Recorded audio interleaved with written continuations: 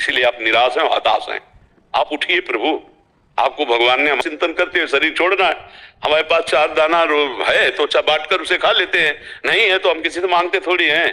अगर 200 गऊ है तो गोपाल उनके लिए व्यवस्था भी करता है। आप बताओ, भूखी रह रही क्या गऊ? श्रम हो गया, गुरुकुल है वहां पर अभी विद्यार्थी 100 तक पढ़ते हैं और गौशाला भी है, 200 तक गाय है। तो कभी कभी ऐसा मन में आ जाता है कि काम करते करते, भगवान के भजन करते करते हम ही कोई पीड़ा बार बार क्यों होता है। कौन सी पीड़ा आपको है? अब ये जो ब्रेन ट्यूमर हुआ, कैंसर हुआ, हमारी किडनी फेल है। वही तो बाबा जी का अभी देखा तुम। क्योंकि अब ये नहीं, हमने तो कभी भगवान से प्रश्न नहीं किया, कभी नहीं। हाँ जी, कभी नहीं प्रश्न किया।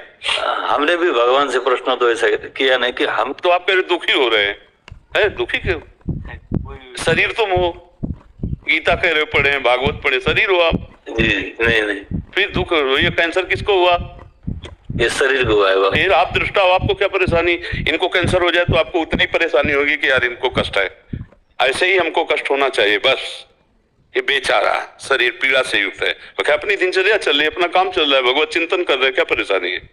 अपना शरीर का गाथा नहीं गानी है, अपने हरि की गाथा गानी है। नाम जप करो।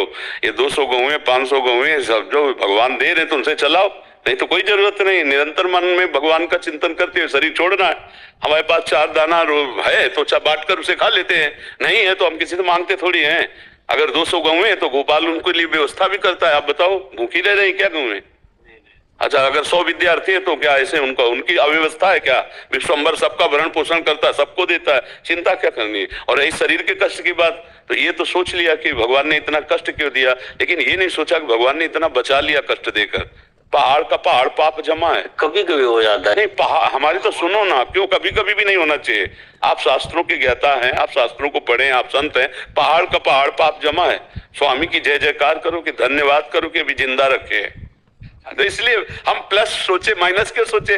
पॉजिटिव सोचे, निगेटिव क्यों सोचे? और भगवान को क्यों दोष दें? क्या भगवान किसी को रोक देते हैं? भगवान किसी को दुख देते हैं? भगवान को तो दोष नहीं दिया है बाबा जी मैंने। नहीं, आपने कहा ना कभी कभी दुख होता है।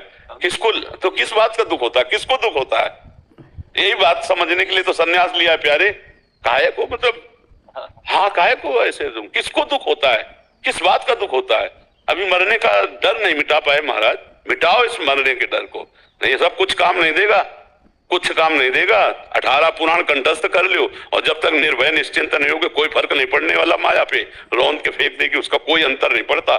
चाहे गधे की पीठ में आप ईंट लाद दो, चाहे वेद लाद दो, उसको बाहर ढोने से मतलब है। ऐसे बुद्धि में चाहे 18 पुराण याद कर लो, चाहे 4 वेद याद कर लो, कोई फर्क नहीं पड़ता जब तक स्वरूप का बोध नहीं करोगे। अब स्वरूप के बोध की तरफ आप उदास हैं, इसीलिए आप निराश हैं और हताश हैं। आप उठिए प्रभु, आपको भगवान ने हमारे सामने भेजा है, आप हमारे सामने बैठे, उठिए। आप ये नहीं हो जिसको लेकर बैठे हो, आप कुछ और हो। आप अजय हो, आज अमर हो, आप अविनाशी हो, आप सच्चिदानंदमय हो। आप अपने स्वरूप में लौट कर आइए, कैंसर आपको छू नहीं सकता। ये हम केवल बातें नहीं कर रहे हैं महाराज, केवल बातें नहीं कर रहे हैं। बात को हमारी समझ पा रहे हो कि नहीं समझ पा? अरे सिंह की तरह दहाड़ एक बार शरीर छोड़ना है, 2 बार थोड़ी छोड़ना है। और शरीर का जो भोग है अवश्य में भोक्तव्यम कृतम करो शुभाशुभम।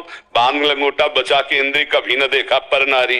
भिक्षा के टुकड़े खा करके तब चढ़ी धर्म की तैयारी।